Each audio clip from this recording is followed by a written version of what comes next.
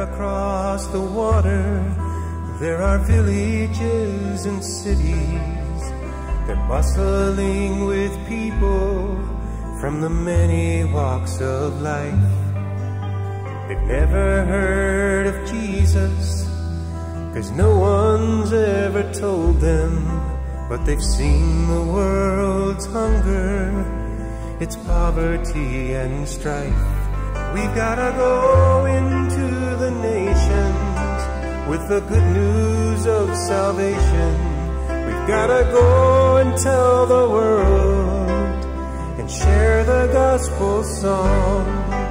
'Cause everyone that's out there is a soul that Jesus died for. We've gotta go and tell the world the Lord is soon to come.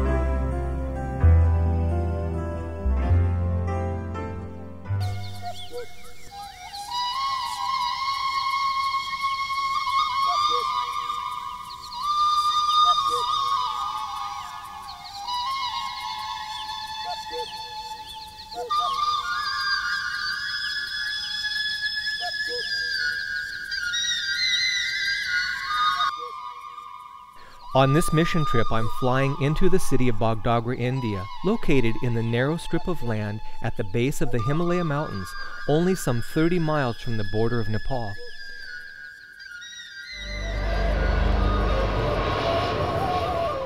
Sandra Horner, who leads out in the Lifestyle Education Center in the mountainous Mangpu region, met us at the airport.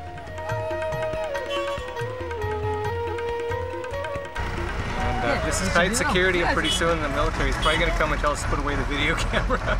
Put it away now.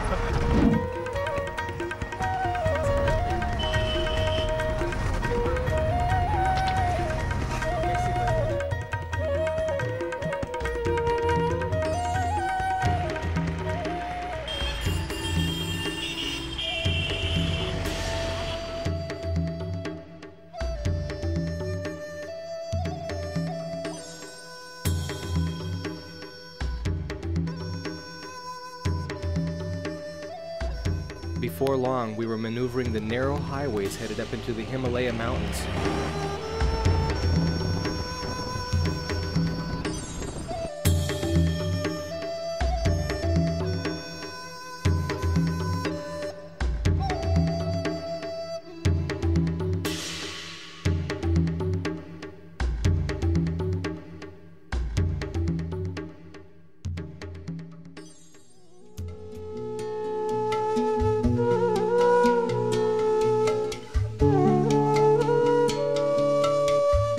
Here in Mangpu, we're located in the Himalaya Mountains coming down out of Nepal, so we're a fairly high elevation, and that's why we have so much cloud and fog here. It's in an interesting area because it's strategically located right between Nepal to the west and Bhutan to the east, and then to the south is Bangladesh, and straight to the north is the autonomous region of Sikkim. Each one of these areas are between 30 to 50 miles from this place, so this is a really good place to have a training center for Nepalese and Bhutanese people. Sandra and her mother Terry rent the upper story of this spacious house for their Lifestyle Education Center. Here at the Lifestyle Education Center in Mangpu, we have the privilege to work with many young people, especially Nepali young people from Nepal and also from India and some from Bhutan. These young people we are training to go back to their villages to be leaders in their villages, to be able to give natural treatment for disease, to be able to help be leaders there, to help raise the morality of the society. They know a little bit of what it means to be a believer, and so it is our goal to be able to help teach many of these young people to get a deeper understanding of the Bible, so when they go home that they may help lead out in their churches and to be able to share a knowledge of the Lord with those in their own home churches. I see the recognition and the light in the eyes of these young people, that truth is sinking home to their hearts. They have many questions, and many times the concepts of Christianity are very new to them. And to be able to meet the questions and needs that they have is just a real joy. Sandra's ability to speak Nepali is a real asset to the school, as most of the students and people in this region speak the Nepali language.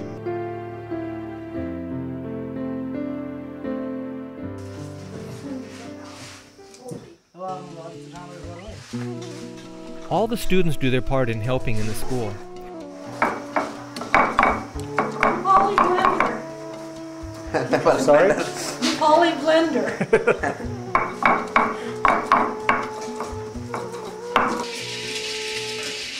They have a very unique way of making popcorn, Nepali style.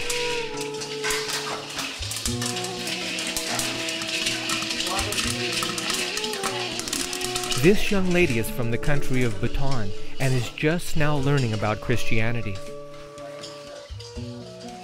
All of the students and staff eat together. It's a wonderful social time for everyone. At the Lifestyle Center, they serve nutritious food consisting mostly of vegetables, fruits, grains, and nuts. Agriculture is also a part of the program, not only to provide food for the school, but also to help train the students how to do raised bed gardening and to teach spiritual object lessons about character development.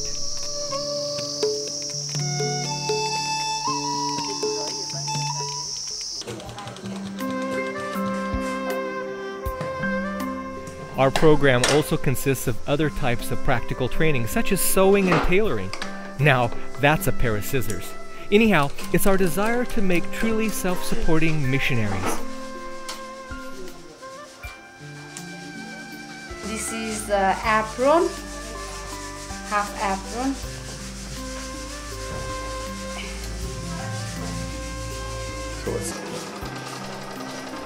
Both the young ladies and men learn these trades so they can be like the Apostle Paul, who worked as a tent maker.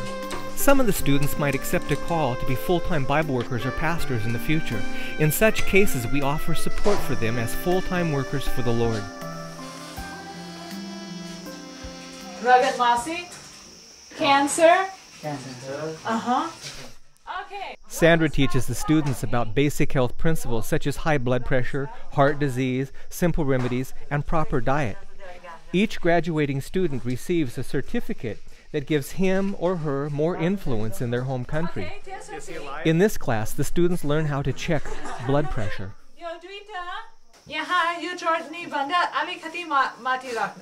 त्यसकारण यो खाइले घुम्छ त्यसपछि के आवाज आउँदैन यहाँबाट राखेर एक हात यहाँ राख्छन् यो हात I kind of thought since traveling around in India could make your blood pressure go up, I should have my blood pressure checked. And he's never done this before, so you promise not to hurt me, right?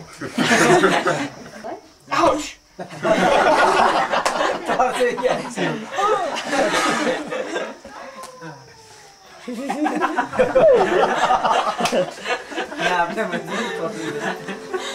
My name is Anna Pariyar.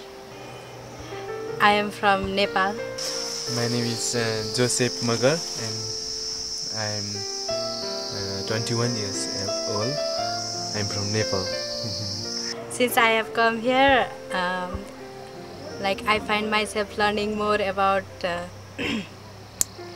spiritual things, and I have learned so many things which I did not learn when I was at my school. I am learning here about the Bible and the prophecy from the Bible, and I am learning about also computer and learning how to play the piano. Yes, I want to minister the people, and I want to be a good preacher. When I leave this place, I want to be a minister for everyone. I want to help other people. I want to prepare for heaven other people. On Sabbath morning, we walked to a nice place to hold outdoor Sabbath school classes. Terry Horner leads out in the English Sabbath school class. There is also a children's Sabbath school that is well attended by children from the community.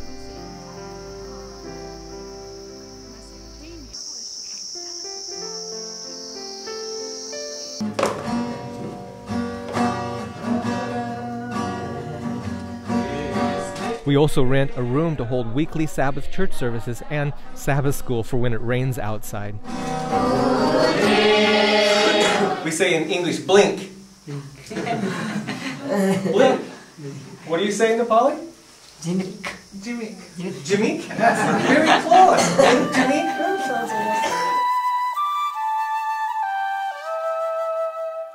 We're getting ready to go from Mangpu here down into the lowlands, and we're heading to Nepal. This is our faithful taxi, Nepali taxi.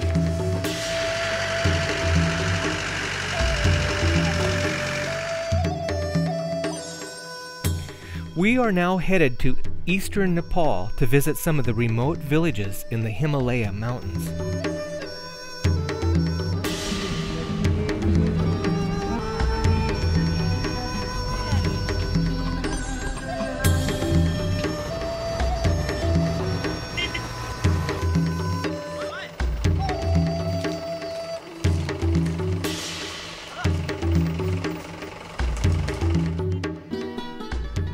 The rivers in both India and Nepal are always full of activities. People do everything from bathing to washing clothes to gathering sand for building.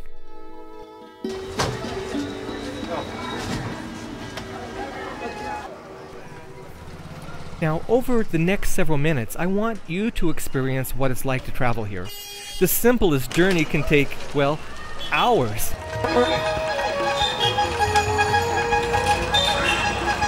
These guys must have incredibly strong legs to carry all this weight. We're taking these rickshaws to go over to the bus station, and then from the bus station we're going to do the 4-hour trek to the border of Nepal, where we'll get our passports and get our visas and our passports. It's going to be a long day today. It should be exciting. We're going to go to some really remote areas in Nepal that I've never been to before. Most of the places that we've always gone to are always centimeters from death here. But the place that we're going to be going to is remote, very, very remote villages in Nepal.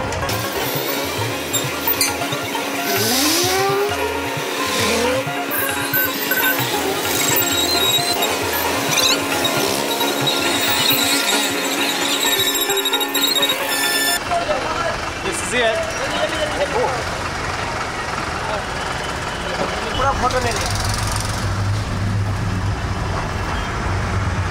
We're stuck like sardines here. 2 hours of this. There's not an inch extra room. Look at that, you're like right up against that thing.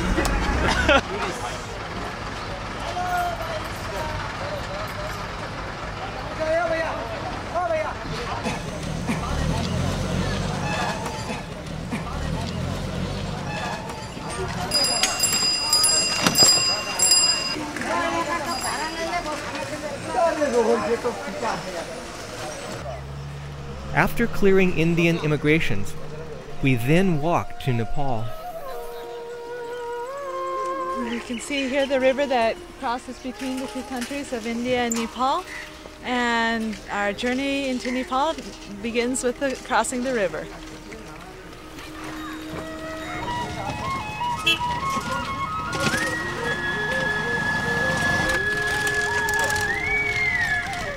On entering Nepal, there was the strangest road sign which showed all world religions coming from the god Shiva. Behind the sign was the Nepali military. Check out all the bikers. This is the last stop into Nepal. Get our Nepali visa at the immigration office.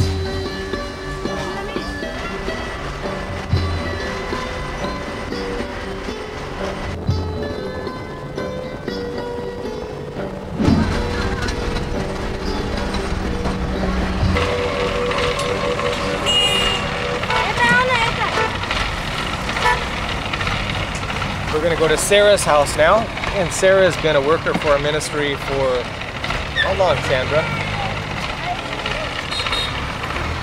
For several years, 3-4 years.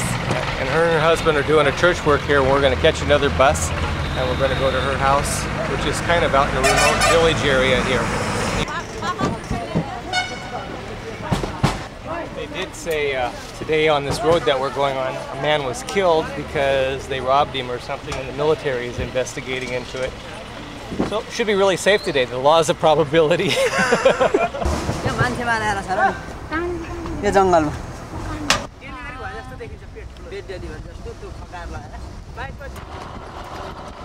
The air was cool as we rode on top of the bus for the next hour.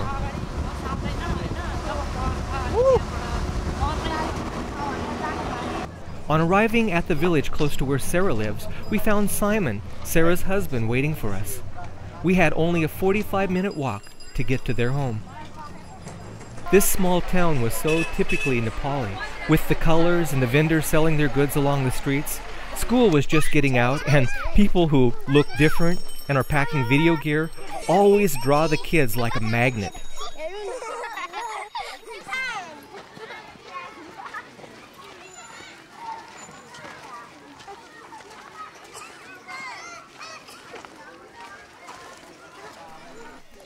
Soon we were at Sarah's house where we could finally get cleaned up and have some rest.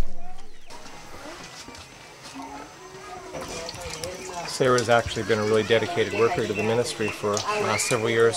She first started working with Joel and Joyce Myers in Kathmandu, and then she ended up going over with Sandra and working with Sandra off and on and doing Bible work. Her and her husband are doing Bible outreach work here, giving Bible studies, and they actually started a small church not too far from here. We're going to go visit that tomorrow.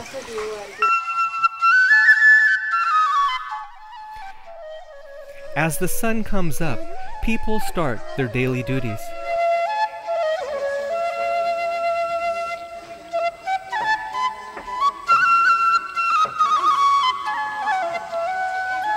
Sarah's landlady was washing her pots and pans using the mud beside the house.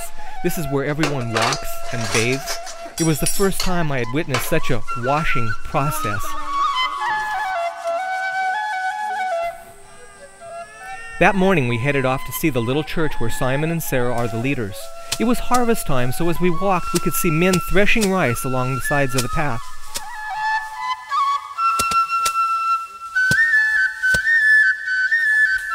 These guys are thrashing the rest of the grain off the end of these shocks, and then they have a special way of stacking it really firm, and then they put kind of like a slanted roof on it. And he was telling me that the water will not get inside of these haystacks for almost 3 years.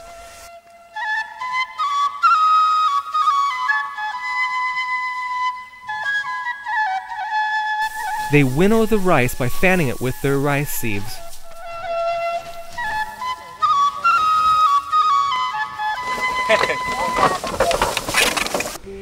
As we approached the small, simple metal building, we saw Simon waiting for us.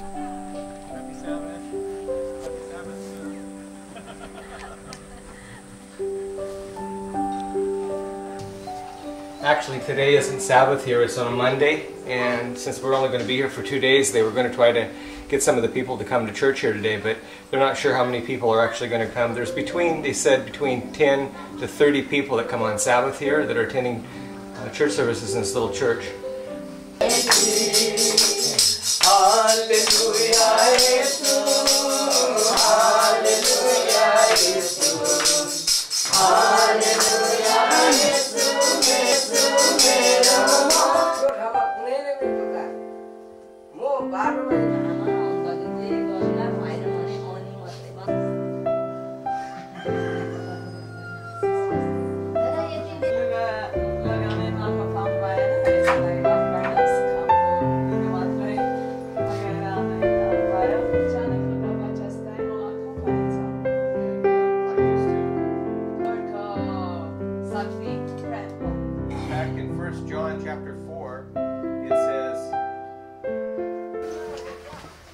This experience here at the church has been really interesting because a lot of the people here are giving their testimonies of what it was like to go from being a Hindu to being a Christian, and the ostracizing that happened in their homes. Sometimes the women were put out of their homes, different really bad situations, and each one gave a really quite stirring testimony of their conversion experience, and they stuck with it, and they've actually influenced a lot of their family members and neighbors in this area here. It was a really good experience. Small group of people, but it's growing. It started with just one man, and it's getting to be more and more people here now.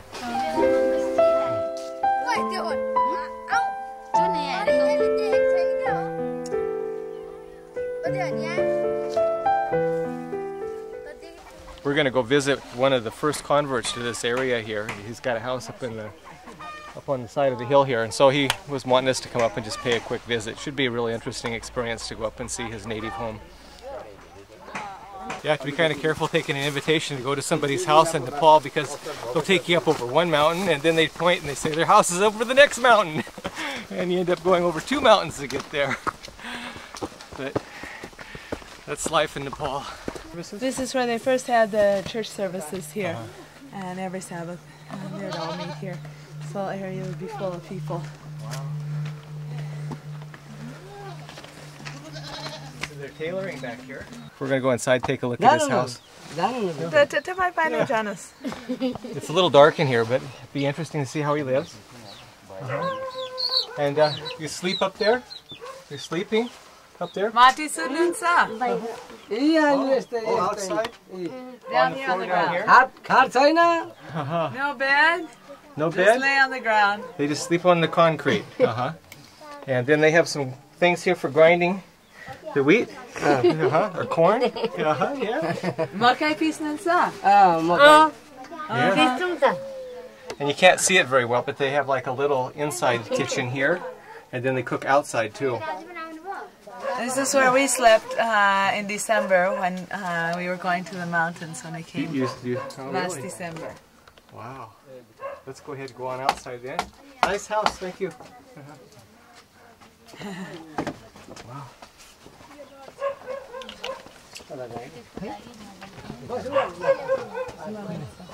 I think that this is the place where they do the grinding right there in the concrete. They put those stones inside there and they can grind corn. This is up on the side of a very steep mountain. We're in the far eastern part of Nepal in a little town called Laymen. But before we travel any farther, I'd like to take you over to Kathmandu, which is the capital, and show you some of the stupas and the temples and things like that, and help you to understand a little bit more about the culture of Nepal. And if I remember right, Kathmandu is that way.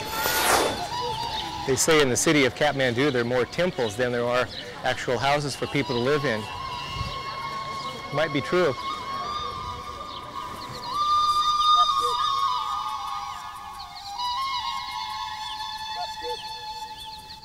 Everywhere one turns in Nepal, there are temples and shrines.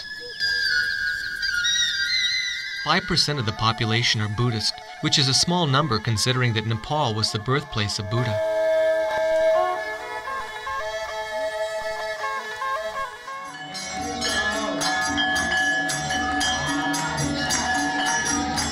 "90% of the people are Hindu, with Hinduism being the controlling religious power of the country.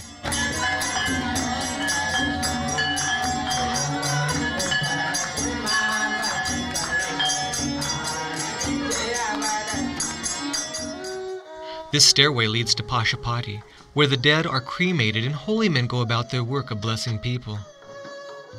Hindus believe in reincarnation, and thus they burn their dead to release the human spirit into the afterlife. Many of the people are shackled by superstitions and beliefs.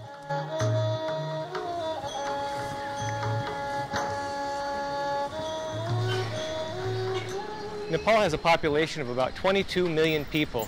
Kathmandu itself has a population of around 1 million people. Crowded place. During the month of November is a series of Hindu holy days called Thiyar. The last event of Thiyar is the Day of the Brothers. On this day, sisters honor their brothers and pray to Yama, the god of death, for their brothers' progress, prosperity, and longevity.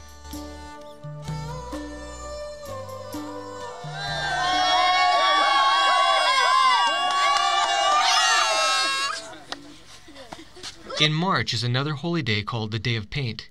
Legend says that on this day the god Krishna killed a monster, so the people celebrate by acts of mischief, putting powdered paint on each other and throwing water balloons. In some areas, drugs and alcohol are freely used, demons are worshipped, and being on the streets can be quite unsafe.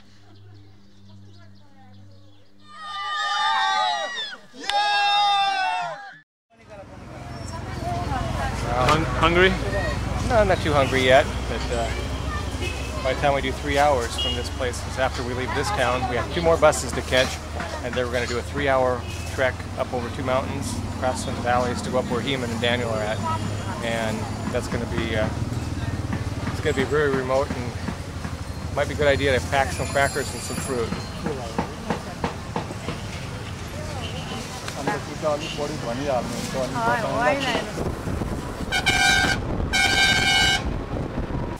Daniel and Heman, they are both our Bible workers in the Dalmoti area here in near Gaigat, Udaipur.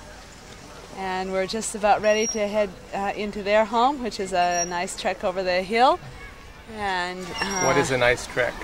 Well, I think it's 2 hours or 3 hours. 2 hours. 2 hours. 2 hours or 3 hours. We better go. It's going to get dark. So hopefully we get there before it gets dark.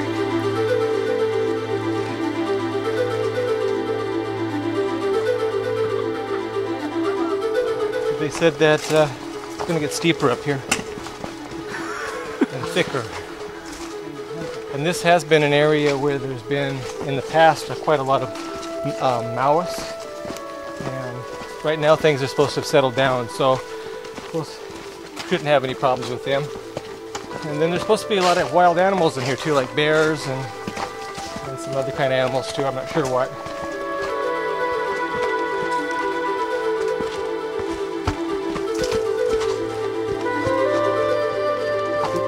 Deer? Bear. Oh, a bear. Bear. Bear means balu. A balu. Balu. Balu in Nepali. Balu came, bear came, then attacked him. Then both eye. He took out both eyes on the guy? Both eye nikala lagi huncha. So they have they have big bear here. Yeah. What color? Black or black, brown? Black. Black bear. Yeah. Hi! Hi! Hi! Hi! Hi! Sometimes. Hi! Hi! That's pretty scary.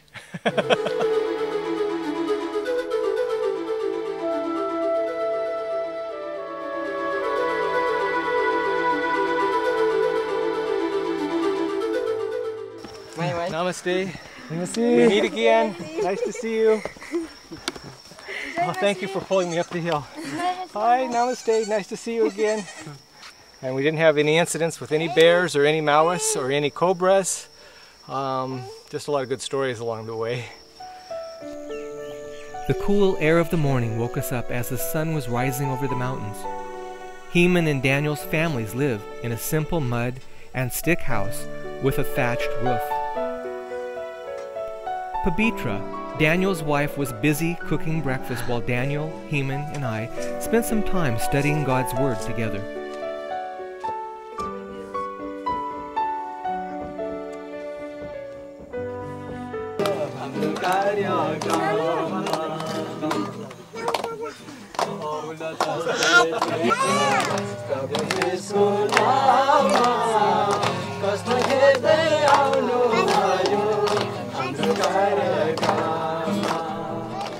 Daniel and Heman started a small church in their humble house. The local people in this remote mountainous area started to hear ideas that were completely new to them. The truths of the Bible came home to their hearts. Today, there is a church full of people every Sabbath. Laymen Ministries has built this church for these new believers. It's exciting to see what the gospel is doing in and for these people. Under Sandra and Terry Horner's leadership, other simple churches are being built in various areas in the remote mountains of Nepal. They are under the direction of national workers sponsored by Laymen Ministries. As part of our Youth and Missions program, Heather Glass and Leanna Hahn, both nursing students from Southern College, have assisted in our training school, and we're also involved in children's ministry in various areas around Nepal and North India.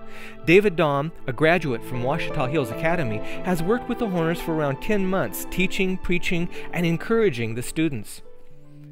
Jonik and Hira Thapa, longtime workers for Laymen Ministries, have been responsible for translating, printing, and distributing thousands of pieces of literature in Nepal. They also help coordinate church planting in central Nepal. The lady shown on the left used to practice Hinduism, being bound by superstitions and praying to many gods. After accepting Jesus Christ, she took all her prayer beads and idols and burned them. The people in this village were eager to hear the gospel. Hira Thapa, who stands on the far right of this picture, saw their need. They wanted their own church. Soon they started digging a foundation by hand. Laymen Ministries paid for the materials, and a new church started to take shape. The ladies did their share of the hard work. The SDA mission leaders came and held a church dedication, and now every week this church is full of people worshiping the Creator God of the heavens and of the earth. Over the years, we printed thousands of books and booklets in Nepal. This was the last of our supply, so now we're ready to print and reprint the following titles: Studying Together by Mark Finley, Steps to Christ by Ellen White, Amazing Facts Bible Study Guides, The Passion of Love by Ellen White, Christ Object Lessons, and My Bible First Children's Stories. If you would like to be a part of this ministry to help support national workers, printing materials, or church building, contact us on the web at www.lmn.org or at Laymen Ministries, 414 Zapata Road, St. Mary's, Idaho 83861, or call us on our toll-free number at 1-800-245-1844.